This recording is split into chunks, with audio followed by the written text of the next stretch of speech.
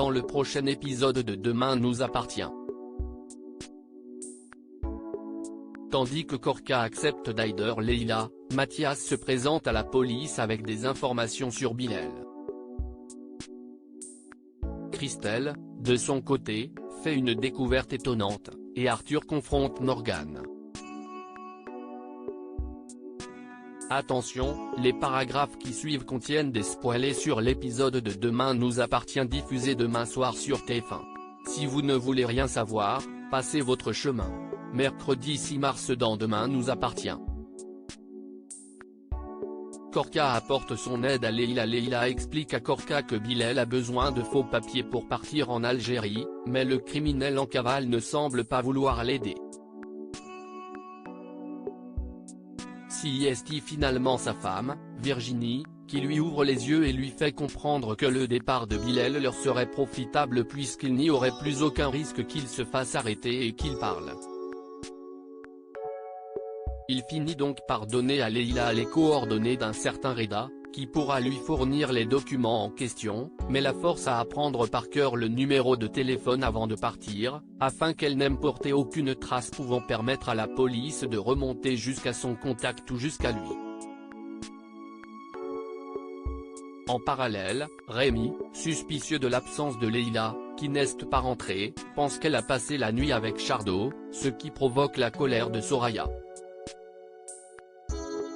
Alors qu'il la suit jusque dans la rue et lui fait une scène, la jeune femme est obligée d'avouer à son petit ami que Leila sait où se trouve Bilal et tente de l'aider afin de ne pas éveiller les soupçons de la police qui continue de les surveiller. Une fois rentrée, Leila demande à Samuel d'acheter un téléphone à carte pour elle, afin qu'elle puisse appeler Reda.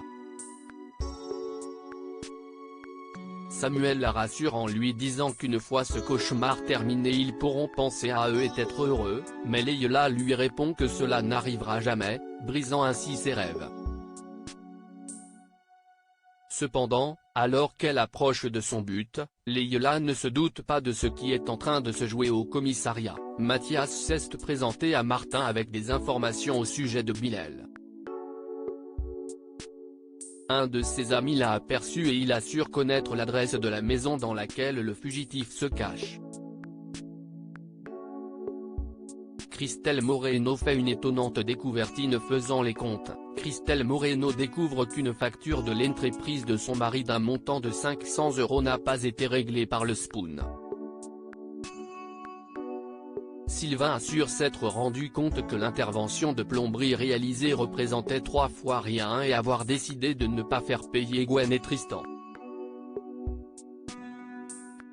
Perplexe, Christelle se rend au Spoon pour en avoir le cœur net et demande à Gwen si la facture a été réglée. Gwen semble certaine que oui mais appelle tout de même Tristan pour en avoir la confirmation. Et là, surprise, ce dernier avoue avoir payé Sylvain. En cash, car il le lui avait demandé. Christelle confronte alors son mari qui prétend s'être servi de l'argent pour réparer l'embrayage de sa camionnette. Mais Christelle n'est pas dupe et comprend que Sylvain a placé cet argent dans sa cagnotte secrète, qu'elle finit par trouver dans le paquet de céréales de Dylan. Arthur fait du mal à Morgane chez les Lazari. Arthur continue de se montrer insultant vis-à-vis de Sandrine, de Morgane, et de leur supposée relation. Il ne parvient pas à accepter que Morgane soit transgenre, la traite de travelot, et assure à Sandrine et à Laurence qu'il en a marre de se montrer compréhensif et qu'il ne veut pas être la risée du lycée à cause de cette relation. Une fois au lycée, alors que Morgane prend de ses nouvelles pour savoir s'il a encore mal au ventre, Arthur s'emporte et lui avoue qu'il sait qu'elle était un homme et que tous les autres élèves sont au courant.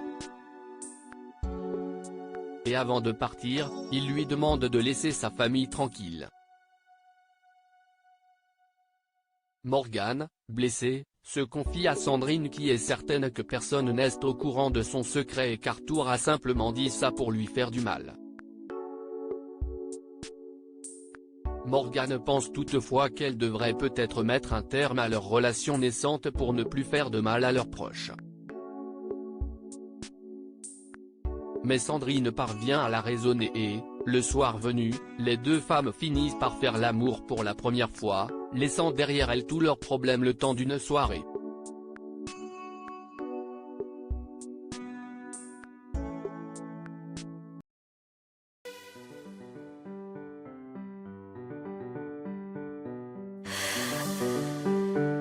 The man I love just had a heart attack, but who needs a heartache? I am a man, she is a